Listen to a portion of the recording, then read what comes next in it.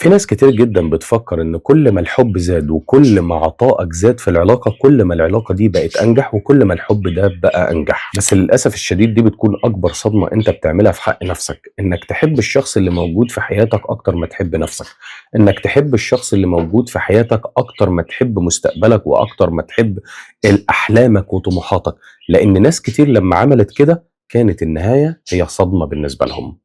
لأن الحب دايمًا وتخيّل معايا نقطة زي دي، أنت دايمًا بتحب الشخص اللي موجود في حياتك جدًا، جدًا، جدًا، فبالتالي أنت بتضحّي طول الوقت، طول الوقت في العلاقة عمّال تضحّي كتير جدًا، إيه اللي بيحصل في الوقت ده؟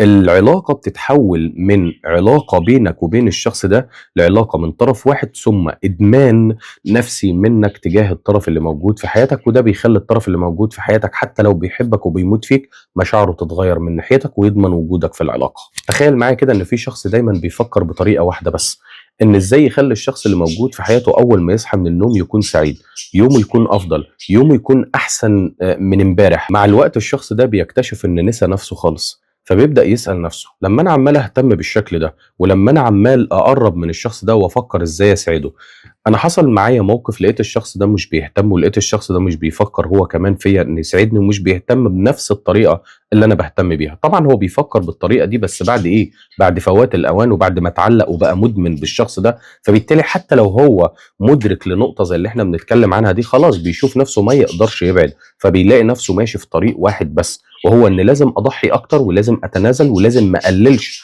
عن المجهود المُرهق اللي أنا باستخدمه علشان الشخص ده ما يبعدش عني، لإنه بقى ضامن وجودي بشكل كبير جدًا. زي بالضبط كان في شخص مرتبط ببنت هو بيحبها جدًا، ومتمسك بيها طول الوقت، ومتعلق بيها بجنون، لدرجة والأسلوب اللي أنت مش هتتخيله وناس كتير جدًا بتعيشه، الشخص ده كان بيعتذر على حاجات هو ما عملهاش، كان دايمًا بيتأسف على حاجات هي اللي غلطانة فيها مش هو اللي غلطان فيها، وناس كتير بتمُر بتجارب زي ده، بس أنت مُجبر إنك تعمل كده لإنك بقيت مدمن بالشخص ده. الأسلوب اللي أنا باشرحه لك دلوقتي بيخلّيك طول الوقت مش شايف قيمتك في العلاقة. ويخلّي الشخص اللي كان دايمًا بيشوف نَفْسه وردة مفتحة ويشوف نَفْسه بيلعب رياضة وبيهتم بشغله جدًا وناجح جدًا في شغله، ما بقاش ناجح وما بقاش بيلعب رياضة وما بقاش مهتم بشغله، ما بقاش متفوّق في دراسته، ما بقاش متفوّق في شغله. كل دي عوامل بتخلّيك طول الوقت ثقتك بنَفْسك تكون مهزوزة قدّام نَفْسك جدًا، ولدرجة إنّك تقول لنَفْسك أنا من ساعة ما عرفت الشخص ده وأنا ندمان، أنا من ساعة ما عرفت الشخص ده وأنا في النازل، أنا من ساعة ما عرفت الشخص ده وأنا بانهار جدًا. طَب ليه؟ ليه أعمل في نَفْسي كده؟ ليه أحُط نَفْسي في دوّامة زي دي؟ ليه دايمًا أحب أكتر من اللازم؟ ليه دايمًا أهتم أكتر من اللازم؟ جوّايا نقص في الاحتياج العاطفي، جوّايا مشاعر أنا محتاج أخرّجها مع الشخص الصح مش مع الشخص اللي بيأذيني ده. يبقى السؤال المهم، أنا باقدّم للشخص ده إيه؟ أنا باعمل للشخص ده إيه؟ باعمل 1، 2، 3، 4. طَب الشخص ده بيقدّم لي إيه؟ 1، 2 فقط. طَب 3، 4 فين؟ لأ، في خلل في العلاقة، أنا لازم أقف ولازم أراجع نَفْسي من أول ومن جديد. فلازم تاخدها رسالة مني وتحط في بالك كويس جدًا الكلمة دي، الحب الحقيقي مش معناه إنك تضحي طول الوقت، الحب الحقيقي مش معناه تضحية من طرف واحد، الحب الحقيقي مش معناه إنك تلغي قيمتك علشان قيمة الطرف التاني، الحب الحقيقي مش هو إنك تصحى كل يوم تفكر إزاي أسعد الشخص اللي موجود في حياتي، إزاي أبسط الشخص اللي موجود في حياتي، إزاي أخلي يوم الشخص ده يكون كويس، إزاي، لأ، ما ينفعش. لازم أول حاجة أفكّر فيها إزاي أخلّي يومي مختلف عن اليوم بتاع امبارح عشان أنجح، لازم إزاي أخلّي يومي ده يكون مميز عن امبارح، إزاي أطوّر من نفسي النهارده، إزاي أنجح النهارده، إزاي أكون متفوّق في شغلي، إزاي أنتصر على زميلي اللي طول الوقت حاططني في دماغه، إزاي ألبس كويس، إزاي أخلّي تسريحة شعري مختلفة، إزاي أخلّي شكلي مختلف، إزاي أخلّط ستايلي مختلف، إزاي يومي النهارده أهتم بالgym وألعب رياضة وأحاول أهتم بنفسي و. كل هذه العوامل هي اللي بتجعل الطرف التاني يفكّر فيك. طبعًا نحُط في عين الاعتبار إننا لازم نحُط الشخص ده موجود في حياتنا، بس الشخص اللي موجود في حياتنا ده بنحُطّه من ضمن الجدول بتاع يومنا في الوقت اللي أنا فاضي فيه. أنا فضيت من شغلي باكلّمه، أنا فضيت من الرياضة باكلّمه، أنا فضيت من كذا باكلّمه. غير كده ما احاولش أفضّل أي حد أيًا كان هو مين على نَفْسي وعلى شخصيتي، لإن ما حدّش هينفعك غير نَفْسك، ما حدّش هيقف جنبك غير نَفْسك. ما حدش هيمد ايده ويشدك من البير اللي انت فيه غير نفسك، ما حدش هينقذك غير نفسك.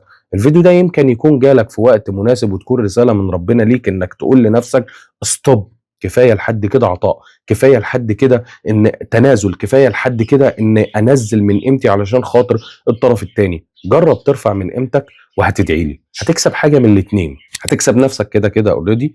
والحاجه التانيه ان الشخص التاني ده لو مش بيحبك هيبان على حقيقته وتلاقيه خرج من العلاقه، لكن بعد كده لما يلاقيك ما جريتش وراه ولا بينت انك مضمون في العلاقه وقلت كفايه، هتلاقي الشخص ده هو اللي راجع تاني يتذل ليك ويقول لك انا اسف وحقك عليا ومش همشي تاني، بس ارجوك اديني فرصه تانيه مجرد بس انك بعنوان بسيط: من النهارده انا هرفع من قيمتي، من النهارده هكون شخص مختلف، من النهارده هكون حد مختلف عن اللي الشخص ده يعرفه. طيب انا حطيت لنفسي قيمه واهتم بنفسي وبدات ان انا ابين ان انا انسان مختلف، اقلل من كلامي معاه، احاول ما اسالش الشخص ده انت رحت فين وجيت منين وعملت وما عملتش ولا الحاجات دي كلها. انا راجل مشغول.